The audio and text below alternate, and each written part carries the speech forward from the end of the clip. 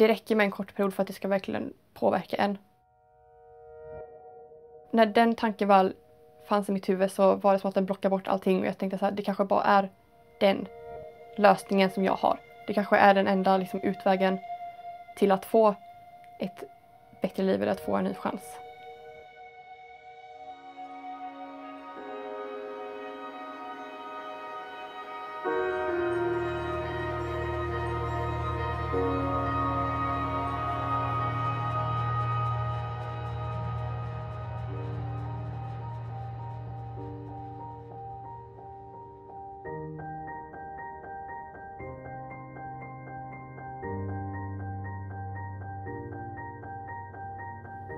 Det finns många som ser en person som är ett fan eller en nörd som någon konstig.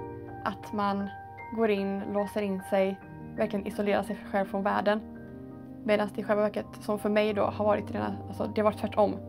Så att när jag gick ut på internet och tog del av fandomen så var liksom, jag tog mer del av världen istället. Jag blev mer social, även om det inte var med människor liksom face to face.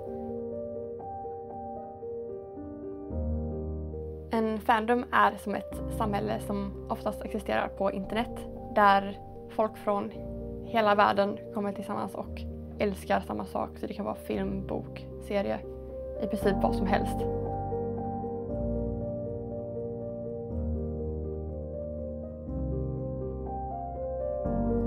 Fandoms har räddat många liv, inkluderat mitt egna. De första gångerna jag liksom verkligen kände att jag mådde riktigt dåligt. Det var när jag började gå här 7:an, 8:an, 9:an. För då tänkte jag att jag ville ha en ny start när jag började på en ny skola och allt sånt här. Och sen så var det ingenting som hade förändrats. Inte i mitt egna huvud i alla fall. När det var den tiden då det var som värst så var det så att när jag vaknade på morgonen så var det direkt om tanken att nu måste jag gå ut. Alltså jag måste gå ut till skolan, jag måste socialisera mig. Jag måste vara runt folk. Vilket var det sista jag ville göra egentligen. Och jag ville liksom inte vara den bördan att folk var tvungna att liksom hänga med mig för att det var synd om mig eller liknande. Så långt bak som jag kan minnas så har jag alltid känt att liksom jag höll mig undan från alla för att jag kände mig i vägen. Men det var just då jag hoppades på att liksom få börja om och få liksom vara en ny person. Och det inte funkade som jag ville. Så det var svårt att tänka positivt eller liksom få in något annat i huvudet.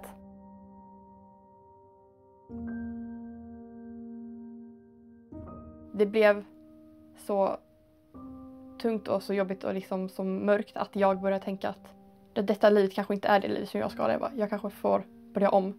Så att jag började få självmordstankar då. Och det var inte det att jag inte ville leva. Det var bara att jag inte ville leva det livet jag levde just då.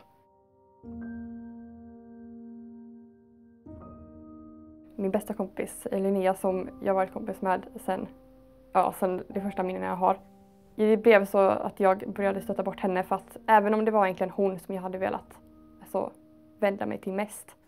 Så var det verkligen så att det var typ mitt huvud som inte lät mig liksom söka liksom den kontakt jag ville ha med henne. Det var under en sån tidsperiod där det var liksom mycket som hände för alla.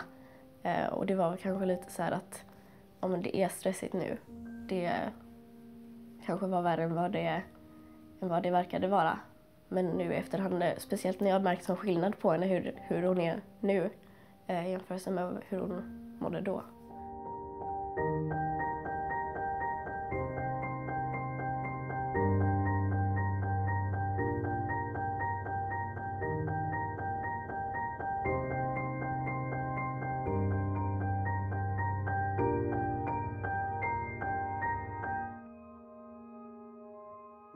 Sherlock är en tv-serie och den är baserad på Sir Arthur Conan Doyles berättelser om Sherlock Holmes. Och den fokuserar mest omkring relationen mellan Sherlock Holmes och John Watson. I alla andra Sherlock Holmes-adaptioner så man vet att de är kompisar, man vet att de liksom trivs med varandra. Men i den här får man verkligen se till vilken längd, liksom, hur mycket de verkligen betyder för varandra och hur viktiga de är i varandras liv. När jag började kolla på Sherlock så såg inte jag mig själv i Sherlock Holmes, utan jag gillade honom för att han var som sin egna person. Och jag tror det var lite därför jag fastnade för honom från början. Och det är nog det som jag strävade efter själv på den tidpunkten då. att jag vill också vara likadan. Att jag ville kunna gå runt och liksom bry mig inte om vad någon annan tyckte eller sa.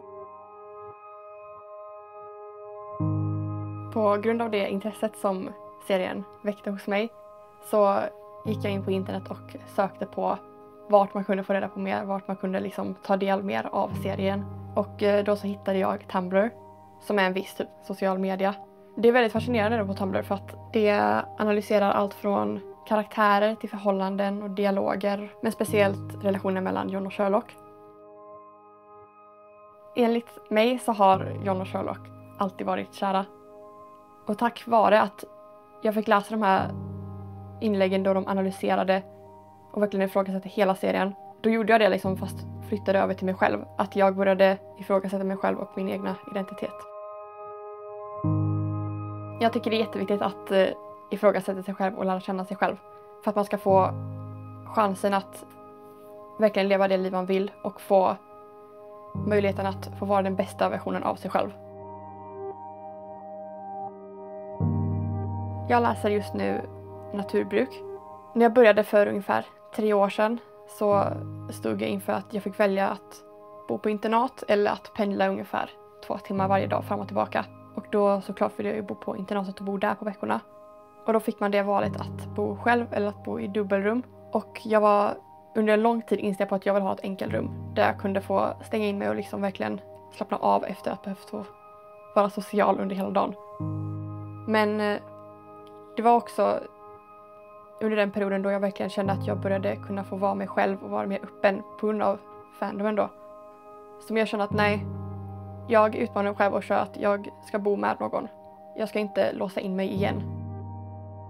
Jag skulle nog säga att den största förändringen som jag har märkt på Victoria är att hon vågar mycket mera. Hon vågar ta för sig och hon bryr sig inte lika mycket om vad folk tycker om henne eller så, utan hon kör verkligen sitt eget race.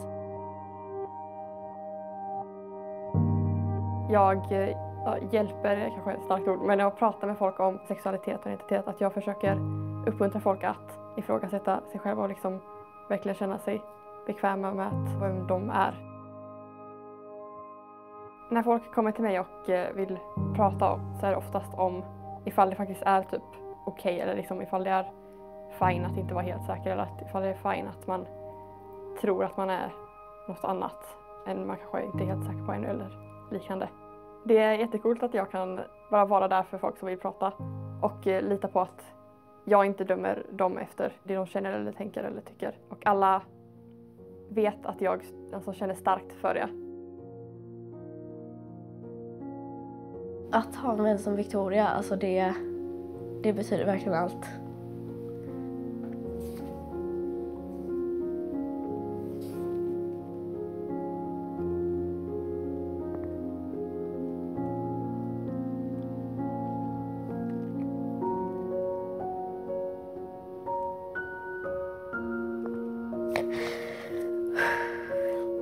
Om det är någonting som jag vill att Linnea ska veta så är det att hon var ändå den personen som fanns där under tiden och att hon kommer alltid vara, och hon har alltid varit den personen i mitt liv som jag vet finns och jag vet kommer alltid finnas i närheten. Jag älskar henne jättemycket. Att ha en vän som Victoria, alltså det betyder att jag kan alltid känna mig trygg med henne. Hon är verkligen alltid där för mig och hon är en helt naturlig del av mig och livet liksom. Jag skulle inte kunna tänka mig att vara utan henne någonsin. Jag är en av dem som har haft turen då med att jag fick hjälpen så snart inpå då den här tanken började komma. Nu efter ungefär 5 år av att jag har jobbat på mig själv och verkligen försökt få mig själv att må bättre, så har jag aldrig mått lika bra i mitt liv.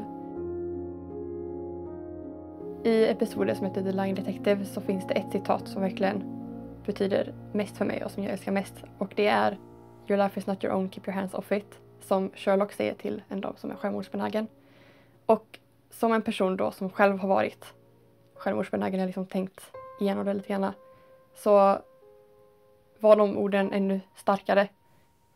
och betyder mera. Då han liksom verkligen menar att det är inte du som påverkas av din död. Det är andra runt omkring dig.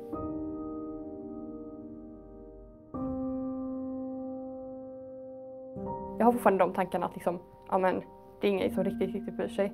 Men nu har jag liksom ett sätt att liksom kämpa emot dem. Och jag vet bättre att liksom, nej men de tankarna är inte alltid sanna. Liksom. Så jag kan prata mer med människor. Jag vågar vara mer liksom öppen och vara mer mig själv. Och jag har satt mig i liksom situationer för att mest utmana själv också. Som jag aldrig skulle ha gjort liksom, för några år sedan. Jag är så tacksam över att det var fandoms som, alltså där jag liksom började att bli bättre. För att ifall jag inte hade fått den starten jag fick, liksom när jag fick den, liksom allting började liksom fortfarande med fandomen. Jag är extremt tacksam att det var där jag fick börja.